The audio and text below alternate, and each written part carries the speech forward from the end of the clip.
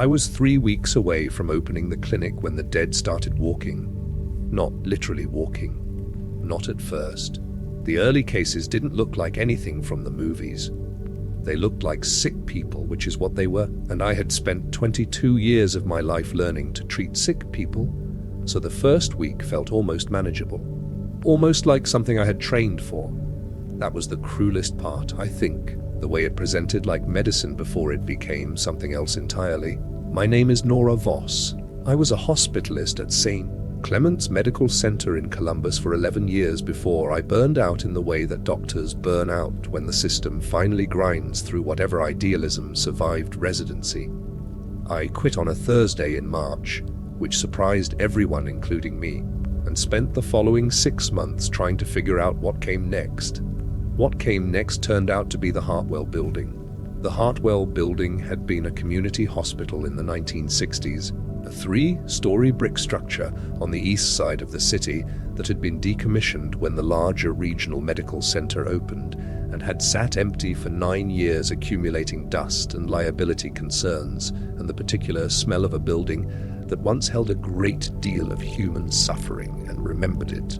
I bought it for less than the price of a decent house, which should have alarmed me and instead thrilled me, because I saw what everyone else saw as a ruin and understood it as bones. Good bones. The kind of bones you build something real on. The plan was a community health clinic, free or sliding scale. The east side had been a medical desert for years, one of those gaps in coverage that everyone acknowledges and nobody fixes because the economics don't work if you're thinking about economics.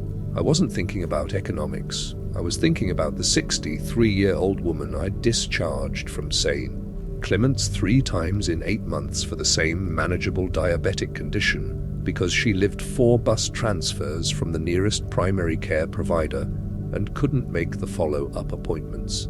I was thinking about the kids I'd treated for asthma in the ER that could have been managed cheaply and easily with regular care and instead cost the system thousands of dollars per visit because there was nowhere else for their families to go. I had savings. I had a medical license and 22 years of clinical experience and a stubbornness that my ex-husband had called a character flaw and that I had come to think of as my most useful quality. I had a building. What I didn't have was a fully operational clinic when everything went wrong. I was on the 2nd floor supervising the installation of the exam room plumbing when my phone started buzzing with alerts. I ignored the first 2. The third one used language I didn't expect from an emergency management system, and I stopped ignoring them. By the time I understood what was happening, the city was already beginning to fracture. The first thing I did, which in retrospect was either the smartest or the luckiest decision I made in those initial hours, was go to the medical supply warehouse on the south side of the city before anyone else thought to. I'd had a delivery scheduled for the following week. Equipment, supplies, medications, the full initial stock for a clinic that was supposed to open in 3 weeks. I called the warehouse from my car and got a real person, which surprised me, and explained that I needed to take delivery immediately, today, now.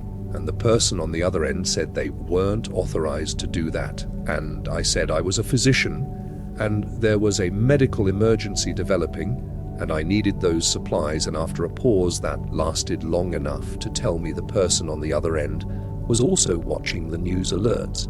They told me to come down. I took everything. 2 trips in my Subaru, the back seat folded flat, cargo area packed to the ceiling. Antibiotics, analgesics, wound care, IV supplies, an AED. A portable ultrasound I'd ordered because I believed in point-of-care imaging. Insulin, epinephrine, blood pressure medications.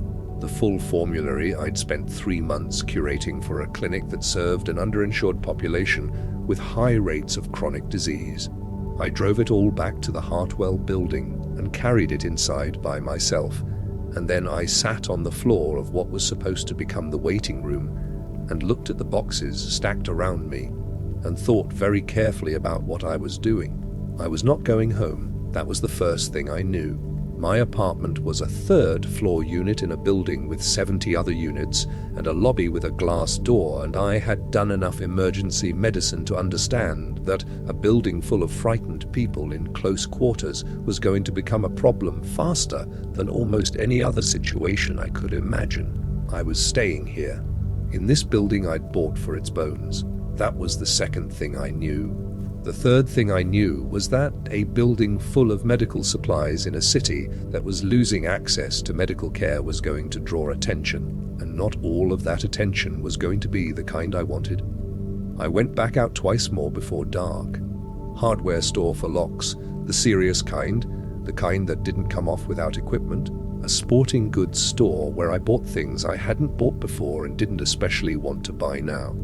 A grocery store that was already showing the early signs of panic. Empty shelves in the bread aisle, a line at the registers that moved with the particular energy of people trying to appear calm while not being calm. I paid for everything. I kept thinking about that later. The careful, civilized act of paying for things while civilization was quietly beginning to end. The Hartwell building had advantages I hadn't fully appreciated when I was thinking of it as a clinic. The brick construction was 3 withers thick, the old kind of masonry that treated structural integrity as a moral value. The windows on the ground floor were already fitted with security grates from the building's years of vacancy, and I'd left them in place, intending to remove them after opening. Now I was grateful for every one of them. The loading dock on the back of the building had a steel roll-up door that locked from the inside with a bar mechanism that looked capable of stopping a vehicle. The basement had been the hospital's utility level. Boilers, now defunct, electrical panels, storage, and a connection to the city's steam tunnel system that the previous owner had mentioned in passing as a quirk of the building's history, and that I now looked at with entirely new eyes. I spent the first night alone, working by flashlight and the glow of my phone, which still had cell service, intermittent and degrading but functional. I moved supplies. I reinforced what could be reinforced. I made a list of what I needed and a separate list of what I had, and compared the two lists and understood that the gap between them was going to determine how many people I could help and for how long. The sounds outside got worse after midnight. I'd worked night shifts at St. Clement's for years. I knew city sounds. These were different, not louder. Exactly. Just wrong. The particular quality of sounds that don't fit the patterns you've spent your life building. I didn't sleep. I sat in the room that was going to be the nursing station, in a chair I'd bought for the waiting room, with a flashlight and a medical textbook I didn't need to read but held anyway, and listened to the building settle around me and the city come apart outside it. By morning I had made a decision. The clinic was going to open. Not the clinic I'd planned, not the sliding scale primary care facility with its careful intake forms and its appointment scheduling system. Something raw and more urgent. A place where injured people could come, where sick people could be treated, where the particular skills I'd spent 22 years acquiring could be applied to a situation that needed them badly. I propped the front door open and hung a sheet from the second floor window with a red cross drawn on it in marker. Within 2 hours, the first people arrived. His name was Decker, and I almost didn't let him in. He came on the third day, which by then felt like a month. I had 11 people in the building, a mix of injured survivors who'd found the red cross on the sheet, and a family of 4 who'd been sheltering in their car 2 blocks away when their youngest developed a fever that scared them badly enough to seek help.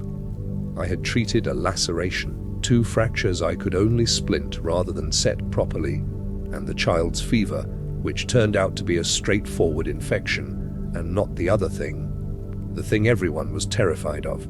I was exhausted in the specific way that comes from sustained high alert functioning without adequate sleep, the way I recognized from long residency rotations, and that I knew would eventually produce errors in judgment if I didn't manage it carefully. Decker appeared at the front door in the mid-afternoon. He was large, not tall but built, with a density that suggested either serious physical labor or serious physical training, probably both. He had a shaved head growing out to stubble and a scar along his jaw that had been stitched by someone competent years ago. He was carrying an unconscious woman over his shoulder with the careful, practiced movement of someone accustomed to carrying weight. "She needs help," he said. That was all he said. I looked at the woman, made the calculation that doctors make when they don't have time for anything but the calculation. "Bring her in," I said. The woman had a gunshot wound to the upper left arm, through and through, which was the best kind of gunshot wound if you had to have one. She'd lost blood. Not critically, but enough. She was in and out of consciousness from a combination of blood loss and what I suspected was shock rather than head injury, though I checked carefully. I worked on her for an hour. Decker stood in the corner of the room the entire time, arms crossed, watching everything I did with an expression I couldn't read. When I was finished and she was stable and on a saline drip from supplies, I was conscious of not having unlimited quantities of. I turned to him. "Who shot her?" I asked. "People who wanted what we had," he said. "What did you have?" "A car." He paused. "We don't anymore." I looked at him again, the way I'd learned to look at patients when I needed information they might not want to give me. Directly, without judgment, with the clear implication that withholding information was going to make my job harder, and therefore their situation worse. "You've been in prison," I said. It wasn't a question. He met my eyes. 7 years. Out 14 months before all this. For what? He was quiet for a moment. Armed robbery. First and only. I was 26 and stupid and I needed money, and I made the worst decision of my life and I served my time. I nodded. "Can you use a firearm without shooting anyone who doesn't need shooting?" He almost smiled. "Yes." "Can you follow instructions from someone who outranks you in a given situation?" "Depends on the situation. In this building, I outrank everyone on medical decisions. Everything else is negotiable." He looked at the woman on the improvised cot, his expression shifting into something that had more feeling in it than anything he'd shown so far. "She's my sister," he said. "Her name is Carla." "I understand," I said. "She's going to be fine. And I need to know if you're staying." He looked around the room. At the supplies, the equipment, the 11 other people in various states of injury and illness and exhaustion. At the Red Cross sheet visible through the window. "You're running a hospital," he said. "I'm running a clinic. With insufficient staff and supplies and no backup." He uncrossed his arms. "What do you need me to do?" What I needed him to do turned out to be almost everything that wasn't medicine. Decker had skills that I didn't have, and that the situation required with increasing urgency as the days accumulated. He could assess a threat and respond to it proportionally, which sounds simple and is not. He understood the physical logic of a building, where it was strong, where it was weak, how people moved through it, and how you controlled that movement. He could talk to frightened people in a way that calmed them without condescending to them, which is rarer than it sounds and which I watched him do repeatedly with people who arrived at our door in various states of crisis. He also worked without complaint and without being asked twice. In 22 years of hospital medicine, I had worked with a lot of people, and the ones who worked without being asked twice were always the ones worth keeping. Calla recovered in 4 days. She was 29, slight, with her brother's same stillness and sharp eyes. She'd been a social worker before the collapse, which became immediately apparent in the way she handled people. She took over what I started calling intake, the process of receiving new arrivals, assessing their needs, explaining what we could and couldn't do, making people feel that they had arrived somewhere that had a system, even when the system was largely improvised. On the 6th day, she found the children. There were 3 of them, ages 5, 9, and 13, in the steam tunnels beneath the building. She'd gone down to check a pipe I'd asked her to look at, and had heard them before she saw them, which was the only reason she didn't frighten them into running. The oldest one, a girl named Rue, had been leading the other 2 through the tunnels for 3 days, keeping them moving, keeping them quiet, keeping them alive with a methodical competence that made me understand immediately that she was someone who had been responsible for people younger than herself for a long time before any of this happened. Their parents were gone. Rue told me this with a flatness that was not absence of feeling but management of it. The practiced flatness of a 13-year-old who had decided that feeling things fully would prevent her from doing what needed to be done. I recognized it. I'd worn the same expression through residency. We brought them upstairs, fed them. The youngest, a boy named Pip who was 5 and had not spoken since Culla found them, sat in my lap while I ate dinner and fell asleep there, which was the most purely medical thing that happened to me in the first 2 weeks, because sleep is medicine and safety is medicine, and sometimes the most important clinical intervention is simply being a warm and unmoving presence.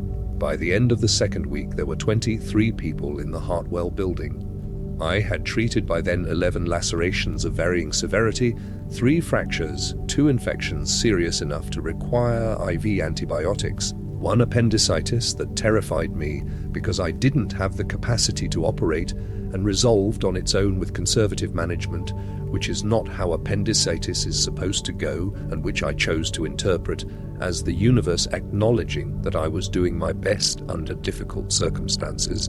1 diabetic crisis, 1 asthma attack, and 4 people showing early signs of the infection. The infection was the thing I thought about most, was thinking about constantly in whatever portion of my mind wasn't occupied with immediate problems. I had no diagnostic equipment beyond a portable pulse oximeter and a thermometer and my own clinical experience. I had no way to test. I had only presentation and progression, the old clinical tools, the ones that had existed before laboratory medicine, and that were still, when everything else was gone, what you had. The infected didn't all present the same way. That was what the news hadn't conveyed, and what I was observing with the focused attention of someone building a clinical picture from scratch. There was a febrile phase, then a behavioral phase. The behavioral changes preceded the more obvious physical ones by hours, sometimes by a full day.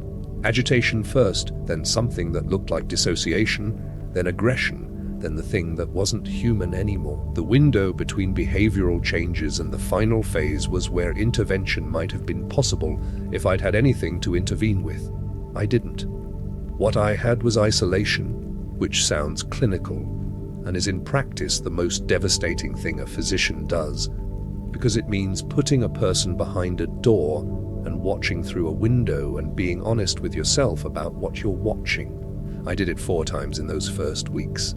3 of them didn't survive. One of them, a man named Gerald who was 57 and had been a bus driver and who had arrived at our door with early symptoms and enough self-awareness to tell me clearly that he needed to be contained, stabilized, not recovered. Stabilized, the behavioral changes partially reversed. He was left with a tremor and a memory that had gaps in it, and an immunity that I confirmed through careful observation over the following weeks meant he would not progress further. Gerald became my first data point. I started keeping records on every person I treated, the careful detailed records of someone building a case series in real time, because I understood that whatever I was learning might be the most valuable thing happening in any clinic still operating in this city. And information that wasn't recorded was information that died with the person who held it. Decker found the pharmacy on day 18, not a retail pharmacy, a pharmaceutical distribution facility on the industrial edge of the city, the kind of warehouse-scale operation that supplied hospitals and clinics across the region. He'd been scouting, something he did with the methodical patience of someone who understood that information about the environment was a survival resource, and had found it largely intact, locked, with a loading dock that the building's own forklift could access. He came back and told me what he'd found without tramping it up or underselling it, just the facts in the order they were relevant, which is how he communicated everything and which I found more useful than almost any other communication style I'd encountered. "We need to go get it," I said. "Tonight," he said, "before anyone else finds it." We took 2 people with us, a man named Overton, who had been a paramedic and who had arrived at the clinic on day 4 and simply started working, slotting himself into the operation with the ease of someone who recognized a functioning medical system and knew how to be part of one, and Rue, the 13-year-old, who I had initially argued against bringing, and who had looked at me with the patience of someone accustomed to adults making decisions based on assumptions, and said, "I'm the fastest one here and I can fit in spaces you can't." She was right on both counts. The distribution facility was 6 blocks away, 6 blocks through a city that had changed its nature completely, that had become a place where movement was negotiated and noise was a liability, and the difference between the street and the adjacent alley could be the difference between encountered and avoided. Decker moved through it like he'd been trained to, which perhaps he had, or perhaps 7 years in a correctional facility teaches you things about navigating environments controlled by unpredictable threats. The facility was unlocked, which meant someone had been there before us, or that the staff had left in a hurry, or both. The loading dock was accessible. Inside, the shelving was enormous, warehouse, scale, and largely full. Whoever had looted this place, if anyone had taken the obvious things and missed most of what was actually valuable. I filled a list I'd made in advance, the prioritized list of someone who had thought carefully about what a clinic serving a growing population of traumatized survivors was going to need in the next 3 months. Antibiotics in quantities that felt absurd under normal circumstances and felt inadequate now. Insulin, which people needed to stay alive and which did not become less necessary because the world had ended. Analgesics, anticoagulants, psychiatric medications, which I'd added to the list after a long internal argument, and which I had concluded were as essential as any other category, because the psychiatric toll of this situation was going to present clinically, whether I had the medications to treat it or not. Rue made 4 trips for every one I made. She moved through the facility with a flashlight clamped between her teeth and an expression of concentrated purpose that I found, in the middle of an intensely frightening night, quietly extraordinary. We loaded everything into 2 shopping carts we found near the loading dock and pushed them back through 6 blocks of dark city, which was slow and loud and nerve-wracking and ended without incident because Decker had identified the route with the fewest obstacles and moved us along it with the quiet authority of someone who had decided that the outcome was going to be fine and communicated this to everyone in his proximity without saying it. Back at the Hartwell building, unloading in the basement, Overton looked at the supplies and said, "This is 6 months. 9 if we're careful," I said. Decker said nothing, just carried boxes with the same steady rhythm he brought to everything. The building found its shape over the following weeks.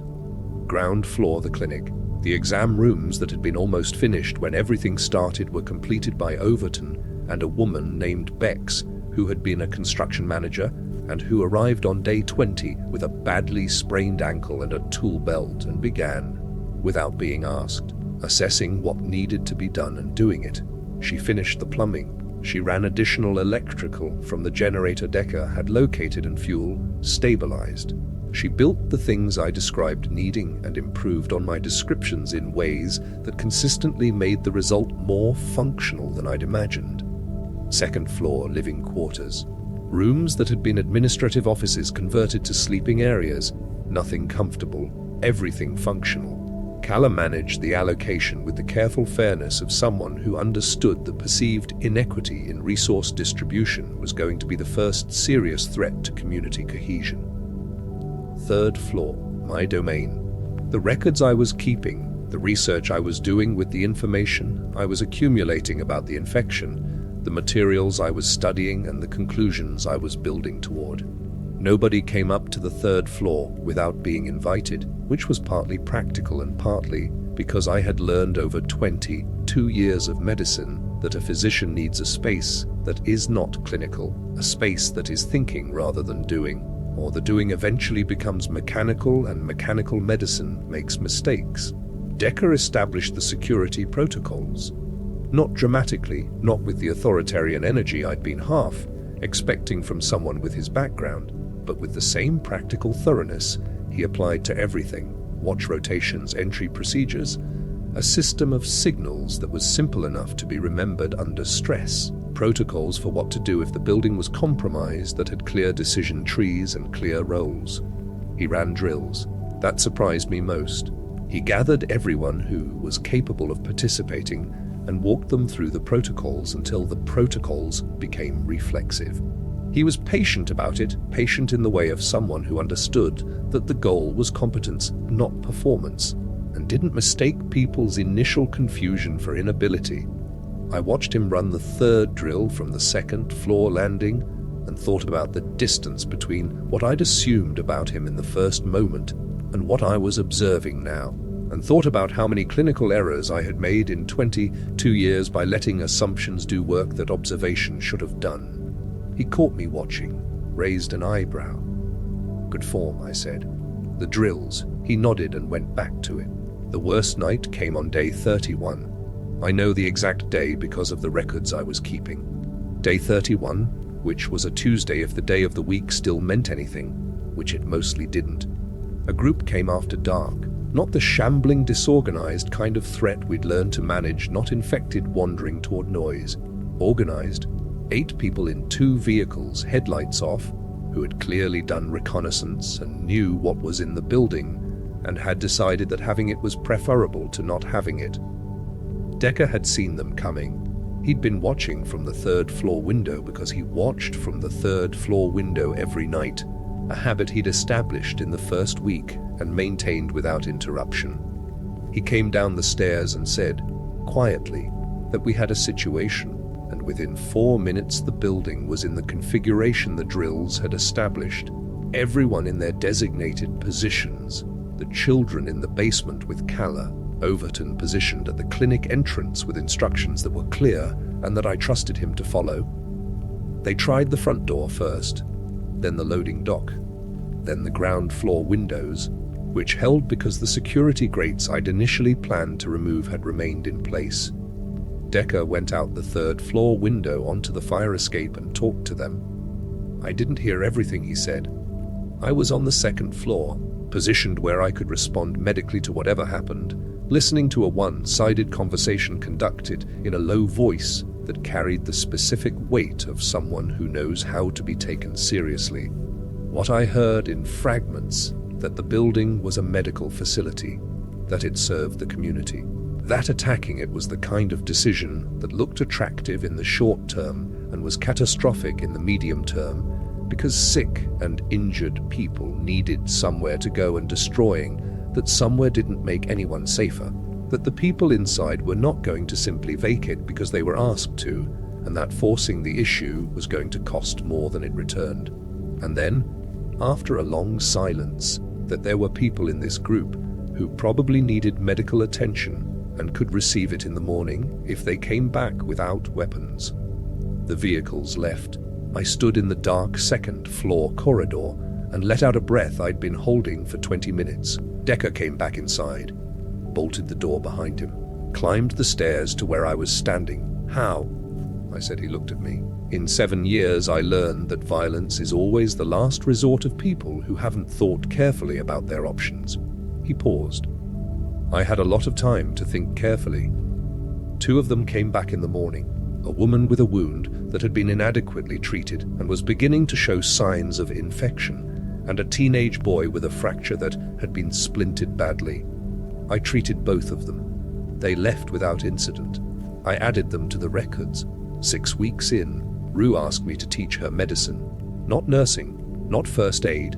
Medicine. She said it with the directness she brought to everything, sitting across from me at the table I used as a desk on the 3rd floor, her hands flat on the surface, her eyes steady.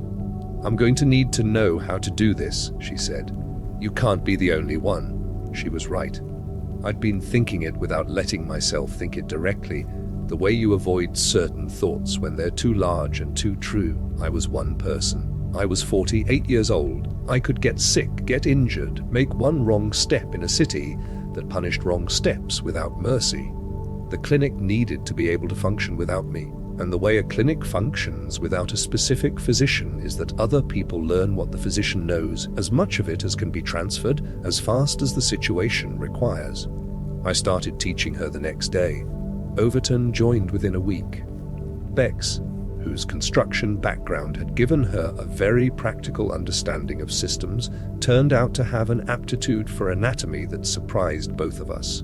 Cala's social work training overlapped with mental health assessment in ways that I formalized and built on. Decker learned wound care with the focused precision he applied to everything and became, within 3 weeks, the person I trusted most to manage trauma cases when I was occupied elsewhere. I was building a medical team from people who had never intended to be a medical team, which is not how medicine is supposed to work, and I was understanding exactly how medicine would have to work from now on. The learning went both directions. Rue taught me things about the building's environment, the tunnels, the surrounding blocks, the patterns of infected movement that I needed to know and hadn't known. Decker taught me to assess a security situation with clinical detachment, to look at risk the way I looked at a patient, systematically, without the emotional loading that produces bad decisions. Cala taught me to talk to people in crisis in ways that were actually useful rather than the practiced professional con I'd developed over years that helped me but didn't always help them. We were making each other better at surviving. That seemed important. That seemed like the beginning of something. On day 53, Gerald, the bus driver who had partially stabilized from infection, told me something that changed how I thought about everything I was doing. We were sitting in the third floor room I used for research, the one with the records and the case files and the notes I was accumulating on the infection's presentation and progression. Gerald came up there sometimes. He had the gaps in his memory, but he had his personality, his dryness and his patience, and he'd taken to reading the case files with me and asking questions that were sometimes naive and sometimes precisely the question I needed someone to ask. He looked at the files one evening and said, "You know what you're building here, right?" "A clinic," I said. He shook his head. "You're building what comes after the clinic." He tapped the files. "These records, the teaching, the protocols. This isn't just keeping people alive right now. This is how medicine starts over." I looked at him for a long moment. I'd been thinking of what I was doing as emergency response, as a temporary measure until something more permanent could be established. I'd been thinking of the Hartwell building as a stopgap rather than a foundation. Gerald, who had driven a bus through this city for 19 years and who had survived something that should have killed him and who had gaps in his memory but no gaps in his perception, was telling me to think bigger. I stayed up most of that night, went through the records with different eyes. Not emergency medicine records, foundational records. The beginning of an understanding of a new disease in a new world, built from clinical observation rather than laboratory equipment, built from the old tools because the old tools were what remained. In the morning I called everyone together, all 31 people who were part of what the Hartwell building had become. I told them what Gerald had told me. I told them what I thought it meant. I told them that the clinic was going to become something more formal, more organized, more deliberate, and that everyone in the building was going to be part of that, or was going to be asked to find somewhere else to be, because what we were building was too important to be casual about. Nobody left. By the third month, the Hartwell building was treating people 14 blocks in every direction. Not all of them came to us.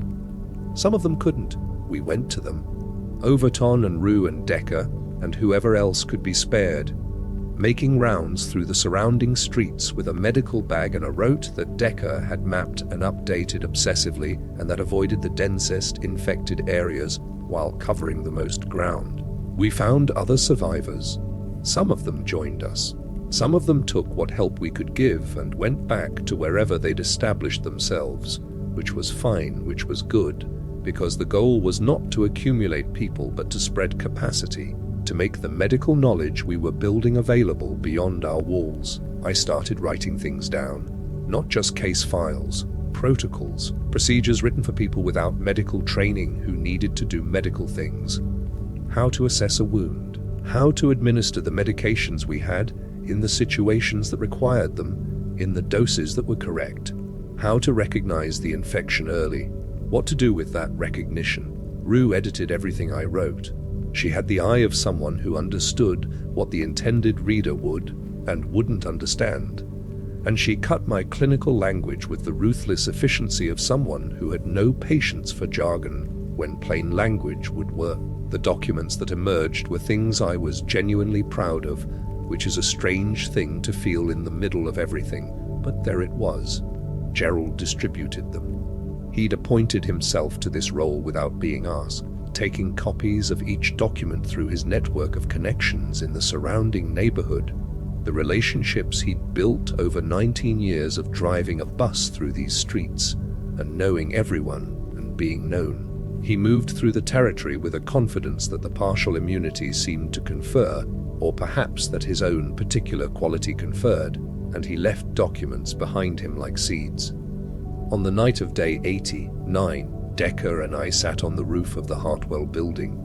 We did this occasionally. The roof had a clear view in 3 directions, which made it useful for observation, and we had developed the habit of going up there together on nights when the immediate pressure eased enough to permit it. We didn't always talk. Sometimes we just sat with the city spread out below us, the fires and the darkness, and the occasional light that meant someone else was still there, still functioning, still choosing to stay. That night, he said, I spent 7 years thinking about the person I'd been, the one who made that choice. I could not figure out how to be different from him without becoming someone I couldn't recognize. I looked at him. He said, I think I've figured it out. I waited. He said, you just do the next right thing. That's all. You don't reform yourself all at once.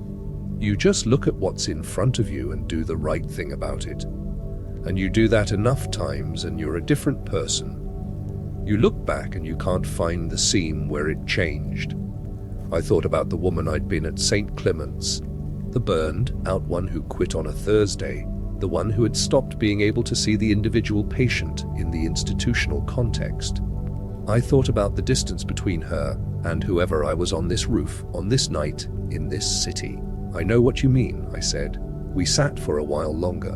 Below us, a light came on in a building 2 streets over. New light in a window that had been dark. Someone who had found a generator or a battery or enough resourcefulness to make something work. We watched it for a long time without saying anything. I'm writing this on a morning in what I believe is month 4, though I've lost certainty about the exact date and have stopped worrying about it in favor of worrying about more actionable things. The Hartwell building has 47 people. The clinic runs 6 days a week, treating an average of 12 patients per day from the surrounding area.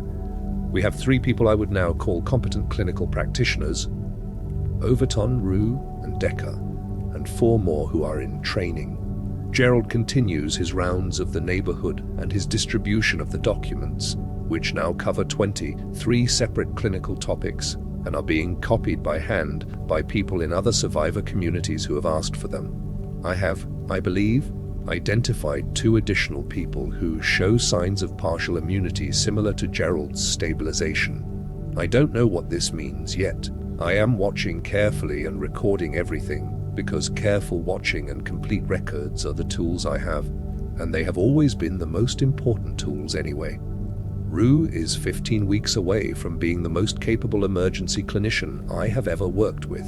She absorbs knowledge with the particular hunger of someone who understands that what she's learning is not academic.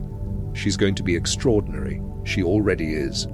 Decker runs the security of this building with a precision and a restraint that has, on 4 separate occasions, turned potential violence into something else. He has a quality that I have tried to name and can only call authoritative decency, the ability to make people feel that order is possible without making them feel that it's being imposed. It's rarer than intelligence. It might be rarer than anything. Carla has established what she calls the intake network, a system of relationships with other survivor communities through which information moves, and people in crisis can be directed toward appropriate resources and the kind of social fabric that people need to remain people rather than just survivors is slowly, carefully being rewoven. Bex has plans for the building's expansion, not grandiose plans, practical ones. An additional ward on the 2nd floor, a proper surgical space, if I can ever acquire the equipment, a dedicated isolation unit for the infection cases, designed with the lessons I've learned about containment and human dignity both. Gerald sat with me yesterday and looked at the case files and said, "How many people do you think you've kept alive?" I said I didn't know, that I'd been careful not to count. He nodded like this was the right answer. Then he said, "I'll count. Someone should." Outside this window, the city is quieter than it was. Not safe, not anything like safe, but quieter, and quieter is different from loud in ways that matter. The infected are still there, always there, the permanent fact of the new world that we navigate around rather than solve. But we navigate. We keep moving. We do the next right thing about what's in front of us. The clinic opens in an hour. There will be people waiting. There always are now, which is the most complicated feeling I know how to have. The gratitude that people trust us enough to come, and the weight of what that trust requires, and underneath both of those things, steady and quiet, the knowledge that this is exactly where I am supposed to be. I put down the pen, pull on my coat, walk down the stairs toward the clinic. The Hartwell building smells like antiseptic and coffee and the particular human warmth of a space that holds people who are trying. It smells like a hospital, the kind I always wanted to work in. I open the front door. There are people waiting. "Good morning," I say. "Who's first?"